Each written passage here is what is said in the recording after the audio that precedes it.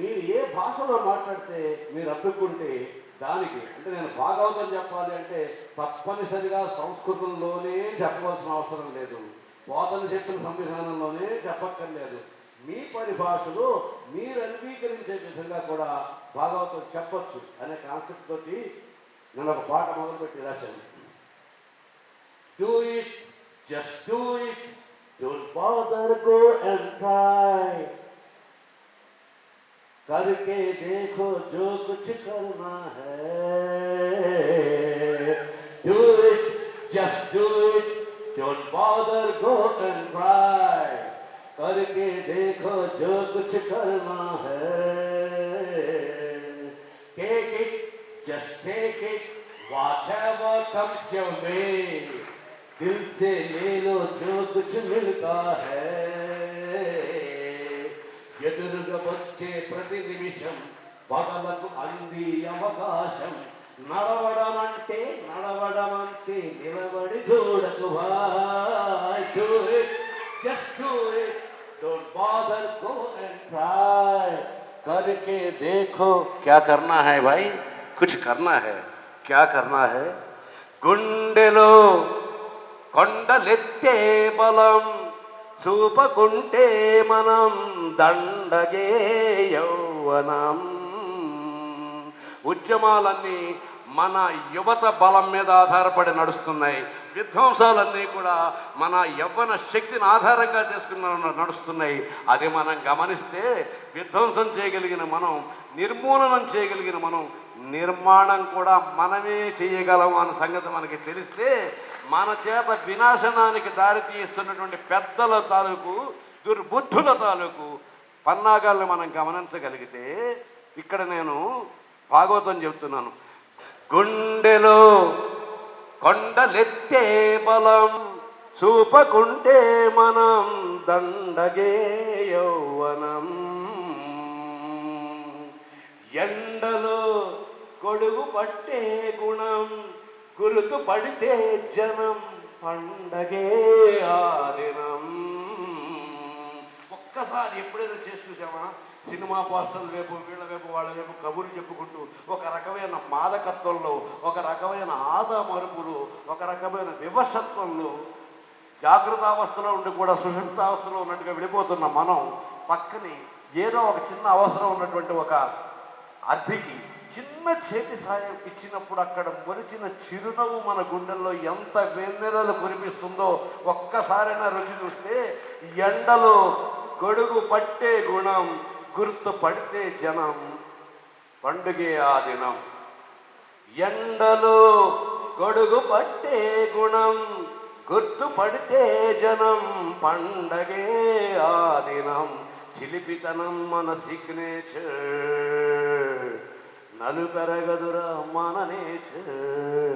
మంచి విషయాలు చెప్పాలి, గొప్ప విషయాలు చెప్పాలంటే పట్టుపంచి కట్టుకుని పిల్లకొకటి పెట్టుకుని బాగా మడిగా కూర్చొని గంభీరంగా ముక్కు నోరాన్ని ఇలా మూసుకొచ్చి ఎక్కర్లా సరదాగా నవ్వుతూ హాయిగా చిలుపుగా చెయ్యొచ్చు, మీలా చెయ్యొచ్చు, చిన్నపిల్లల్లాగా అల్లరిగా కూడా చేయొచ్చు.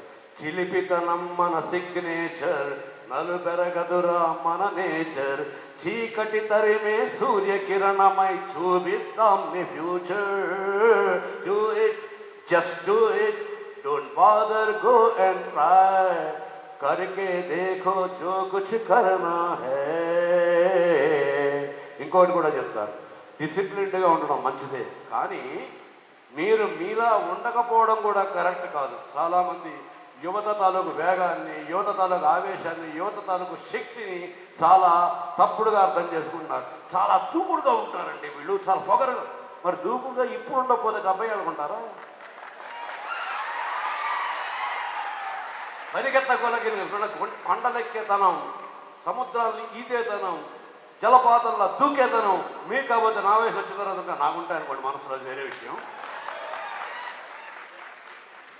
జలపాతాన్ని అమ్మా నువ్వు కొంచెం సెలయేరులాగా మెల్లిగా గలగల పాడు తల్లి అని సెలయేరు జలపాతం ఆపడానికి ప్రయత్నం చేయకూడదు. జలపాతం అలా విరుచుకు పడిపోతుంటుంది. పడుతున్నప్పుడు కింద ఉన్న శిలలు కూడా ముక్కలు ముక్కలై ప్రయ్యలు అయిపోతాయి. అయితే ఏమాత్రం తెలివి ఉన్నా ఓ సమాజమా, ఓ సంఘమా, ఓ పెద్దలారా, అలా పడుతున్న జలపాతపు ధార కింద ఒక టర్బైన్ పెట్టండి. ఆ టర్బైన్ విద్యుత్తును ప్రొడ్యూస్ చేస్తుంది. మాలో ఏ శక్తి అయితే మీరు అరాచకత్వం అనుకుంటున్నారో ఆ శక్తి మీ ఇళ్లల్లో, మీ కళ్ళల్లో, మీ గుండెల్లో, మీ చీకట్లో దీపాలు వెలిగిస్తుంది. మా పదం వెల్లువై దూకడం, అల్లరని ఆపడం న్యాయమా లోకమా. మా పదం వెల్లువై దూకడం, అల్లరని ఆపడం న్యాయమా లోకమా. నీరథం నడపగల మా కదం, కలుపుకొని సాగటం నేర్చుకో సంఘమా.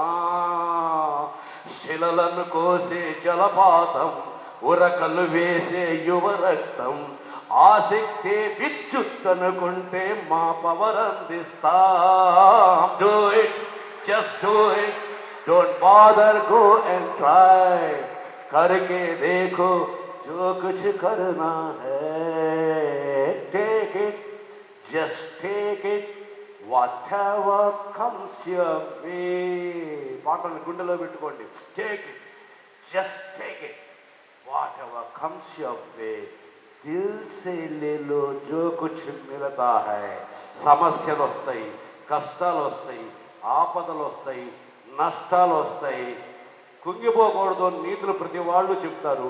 పైనుంచి ఎప్పుడు విన్నా మొట్టమొదటి అర్థం చేసుకోండి, ఎవరి మటుకు వాళ్ళకి వాళ్ళ ఇగో వాళ్ళకు ఉంటుంది. ఎవడైనా పొరపాటును పైనుంచి ఇలా ఈ చేయబట్టుకుని వచ్చి నీరు చెబుదామని ట్రై చేస్తున్నాడు అనగానే వాడి చెయ్యి చూడగానే మన మనసు ఏం చేస్తుంటే ఇగో అనే కవచాన్ని అడ్డం వేసేసుకుంటుంది. అది వినదు. కానీ మనకి మనం ఆలోచించుకునే స్వేచ్ఛ ఉంది. సమస్య వచ్చింది, సమస్యలు నాకేనా ఇంకెవరికి రాలేదా? కష్టాలు వచ్చాయి, ఇంకెవరికి రాలేదా? రామానుజులు లాంటి మ్యాథమెటికల్ జీనియసే పరీక్షలు వేసాడు. ఇట్లాగా మనని మనమే నిరంతరం పడటం. ఎప్పుడు ఒప్పుకోవద్దురా ఓటమేనాను కానీ ఎప్పుడు ఓడిపోవద్దురా అనలేదు. పడుతూ పడుతూ లేస్తూ ఉందాం. ప్రపంచం మొత్తం అంతా కూడా మనం అనుకున్నట్టుగా సాగినట్లయితే, యాజ్ ఇట్ ఈస్ మనం ప్రణాళిక వేసుకుని ఆ ప్రకారం కనుక బతికి సాగినట్లయితే చాలా బోరు కొడుతుంది. జీవితంలో సమస్య లేకపోతే, పగలు వేడిగా లేకపోతే రాత్రి చల్లదనాన్ని ఆస్వాదించలేము. పగలు రాత్రి 2 పూట్ల చల్లగానే ఉంటే, ఉత్తర దక్షిణ ధ్రువాల దగ్గర ఉంటే కనుక అక్కడ చచ్చినా బతకలేము. రాత్రి చల్లగా ఉండాలి, పగలు వెచ్చగా ఉండాలి.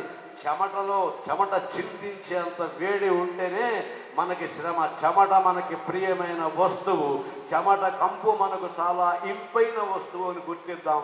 ప్రతి సమస్యని ఏమి కాలం మనకిస్తుందో దాన్ని హృదయంతో స్వీకరిద్దాం. హృదయంతో దాన్ని స్వీకరించి దాన్ని ప్రేమిద్దాం.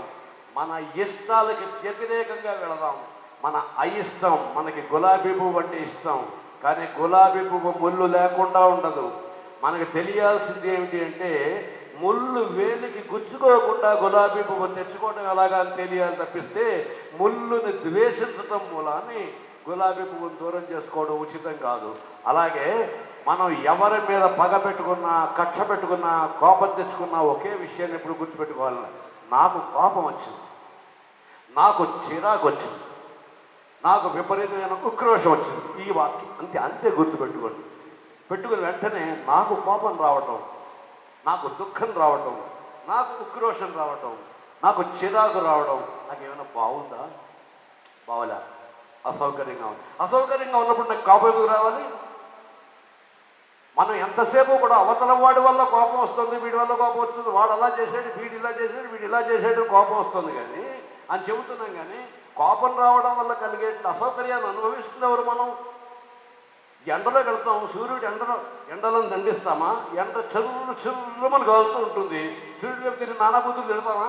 అంత చుర్రు మన పోతే చల్లదలగా ఉడుకోకూడదు. అది ఇవాళ వాడు చురుమంటుంటే మనం ఆ ఎండ పొక్కులన్నింటినీ నొక్కుంటూ ఇంకో పక్క మామిడి పండు తింటూ హ్యాపీగా ఎండతో గడిచిడిపోతున్నామే, హ్యాపీగా వానతో గడిచిడిపోతున్నామే. సాటి మనుషులతో మాత్రం గడిచి వెళ్ళలేమా? సాటి మనుషులతో మాత్రం నడిచి వెళ్ళలేమా? ఏ భావాలైతే మన హృదయాల్ని, మన తాలూకు భావోద్విగ్నతల్ని ఇబ్బంది పెడతాయో ఆ భావాల్ని మనం పాటించకుండా మంగళకరమైన భావాలని పాటించడానికి ఉద్దేశపూర్వకంగా లక్షణాలను మీరు పెట్టుకోండి.